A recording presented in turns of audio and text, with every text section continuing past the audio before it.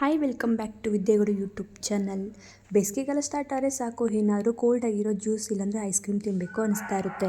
Outside ಹೋಗಿ ತಿನ್ನೋಕ್ಕಿಂತ, health ಕೂಡ ಹಾಳು ಮಾಡ್ಕೊಳೋಕ್ಕಿಂತ ಮನೆಯಲ್ಲೇ ಕಡಿಮೆ ಬಜೆಟಲ್ಲಿ ಜ್ಯೂಸ್ ಮಾಡ್ಕೊಂಡು ಕುಡಿಬೋದು. ಅದರಲ್ಲೂ ಕಲ್ಲಂಗಡಿ ಹಣ್ಣು ಜ್ಯೂಸು ಈ ಬೇಸಿಗೆಗಾಲಗಂತೂ ತಂಪಾಗಿರುತ್ತೆ.